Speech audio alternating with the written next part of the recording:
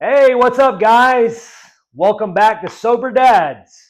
We're going to be going over the history of alcohol, and we're going to be going over water, and we're going to touch on why do they call alcohol spirits. This should be a good segment here. So just a little bit of history of alcohol. I just checked Wikipedia. It dates back to 13,000 BC in the Middle East. Is when they discovered alcohol, in cups. Um, but also, I want to touch a little bit on, the deaths that is caused from alcohol. Now, in the United States, we have 95,000 people die each year due to alcohol related deaths, like car crashes, violence, cancers. That's 261 deaths per day. That's just related to alcohol. Additionally, we have 178,000 people die each year from excessive drinking. That's stuff that's like alcohol poisoning and things of that nature. Globally, we have 2.6 million deaths per year. 2.6 million deaths per year are attributed to alcohol consumption. Now, that's 4.7 deaths of all 4.7% of all deaths is related to alcohol in the entire world. So almost 5% of all deaths in the entire world are related to alcohol. That is a lot. That is a high percentage related to just one cause. Um, that's a lot. So I'll just leave that there. Let's get into why do they call alcohol spirits? This is a good one. Does anyone want to take a guess? You bet you never even thought about that. It gets deep here.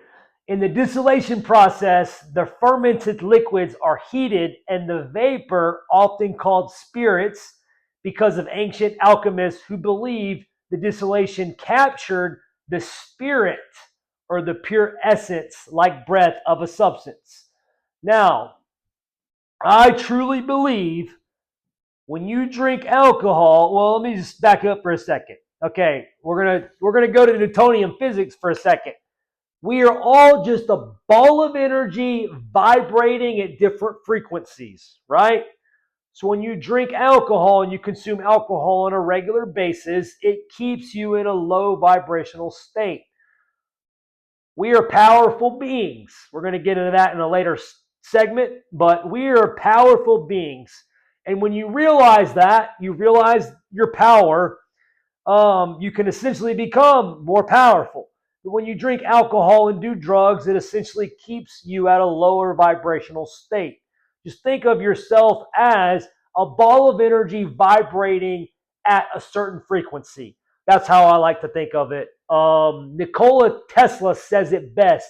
If you want to understand the secrets of the universe, think in terms of energy, frequencies, and vibrations. We're going to get into water next. Now, this is where vibrations come in to this segment too as well. The adult male is about 60% water. Our bodies are made up of water. The adult female is about 55% water. Kids, 65%, infants, 75%. But I love Greg Braden here, and I'm gonna use Greg Braden's analysis here, and I hope to meet you, Greg Braden, one day. I hope you're watching. Greg Braden discusses water as a vibrational medium that responds to frequency and emotion. Now, what is emotion? Emotion is just energy in motion. Emotion. We'll come back to that later on.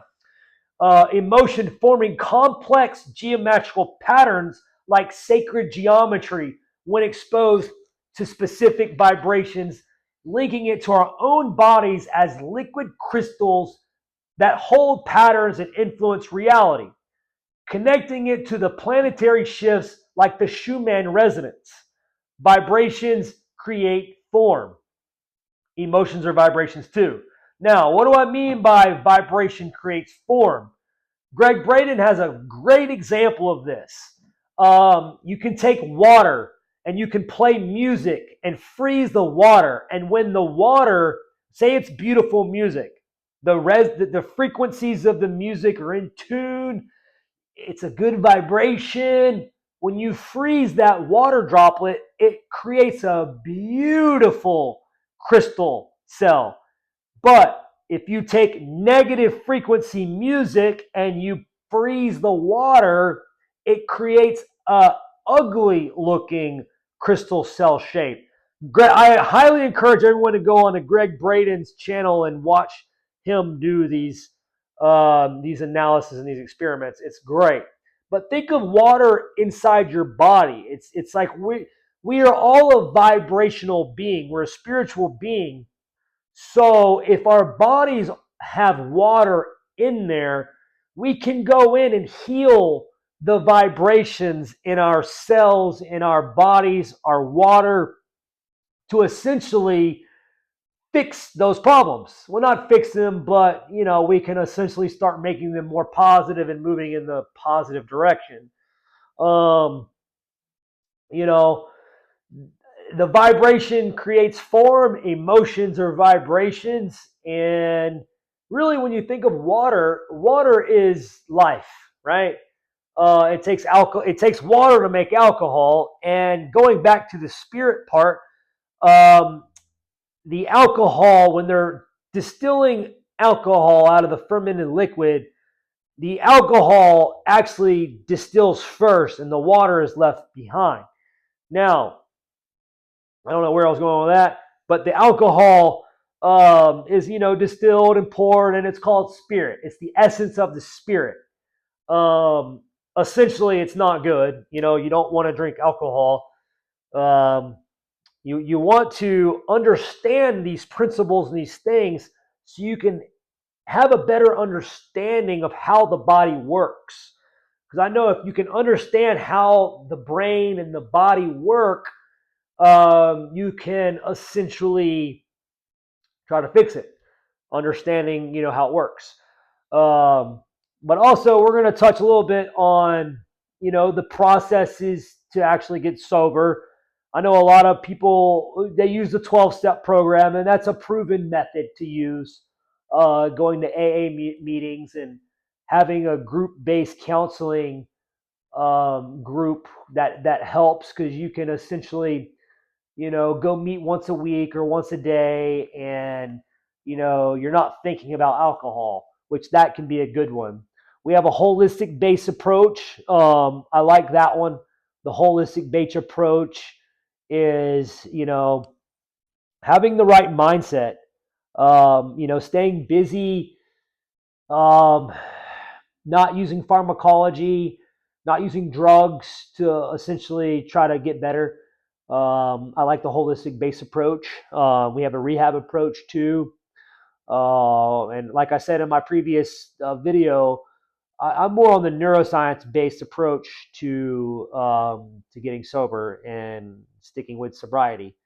You have to rewire your brain. I did that, and it absolutely works. You have to get new thoughts and new pathways to the prefrontal cortex. There are ways of doing that. I can talk about those later on. But I lean more toward a neuroscience approach and figuring out how the brain works, because our brains are very, very powerful. We don't even realize how powerful our brains are. I'm still learning every day, new discoveries on the potential. So our brains are very powerful. Our bodies are very powerful too. We can essentially heal our bodies through holistic healing and the power of thought, and through meditation too as well. I'm a perfect example. I broke my hip. I was on crutches, but I did a lot of meditation and it sped my recovery up. So yeah, there is power in the healing of meditation. You have to set an intention. You have to focus your energy, and you have to really want it, because the cells in your body are going to respond off your thoughts. So if you think a certain way, the cells in your body are going to respond a certain way too as well. Um, so so yeah, I just wanted to touch a little bit on the history of alcohol, and it dates back to 13,000 BC. So it's been around for a long time. Um, and 178,000 people dying from excessive drinking, from alcohol poisoning every year. We got to change that, guys. We got to start recognizing, alcohol is not our friend, and it's shoved down our throats every day. Like, we all accept it. That's why I'm fucking mad over this, because we all accept alcohol. It's all okay, but it is not okay. We know this. It's not okay. You know, it's if I'm going to say this, if you drink alcohol at least once a week, you're an alcoholic and you don't even know it. Trust me when I say that. Um, alcohol was one of the last things for me. I got sober in 2018, but man, I was still drinking a little bit in 2019, a little bit. I look back. I quit hard drugs in 2018, but alcohol was one of those ones that was just hard to give up. I haven't drinking in years now. The last time I did drink, I was on a cruise ship, and I remember this. I stood in line for probably 10, 15 minutes just to get a drink, and alcohol does not work for my body anymore. I was drunk and hungover in 2 hours. It was the worst fucking feeling ever. I didn't enjoy it. And I remember that was the last drink I ever had. I just thought I was going to just not even just enjoy. I was already enjoying the trip, but I was going to add to it by enjoying a little bit more, and it didn't work. So one drink, literally one drink. But yeah, alcohol is just not good. You have to retrain your brain to just try to have a good time without alcohol, and that's very, very hard when most everybody accepts it as a social norm. So understanding that we've been lied to is the first step too. We're all under this psychological conditioning here. We're going to get into a later episode too with opiates. Opiates is one of the biggest psychological operations to ever hit the United States. Purdue Pharma is responsible for millions and millions of deaths.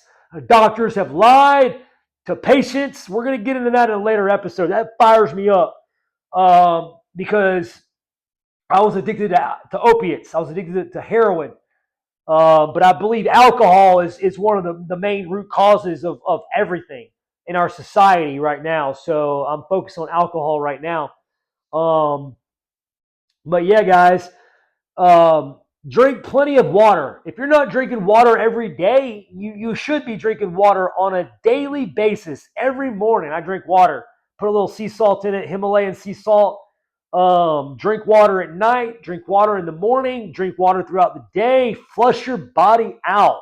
Get rid of those toxins, those nasty toxins that alcohol builds up in your body.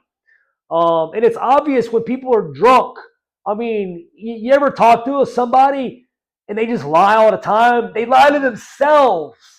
They don't just lie to everybody else. They lie to themselves. And it's so obvious to see when someone's lying to you, especially if you're sober. That's one thing. Like, people who drink alcohol, they think they can lie to people, and the people who are sober are going to believe it. Well, guess what? I know you're lying, and I just let you lie. I'm not going to call you out right away. I'm going to wait. I'm going to let it build up. Then I'm going to fucking call you out later on when the time is right. So that's the thing about alcohol. You got to be careful hanging around people, because they're all going to fucking lie to themselves, and they're going to lie to everybody. So you got to be careful with alcohol. And I believe the lie too. That's when you get sober, you understand that we've all been lied to.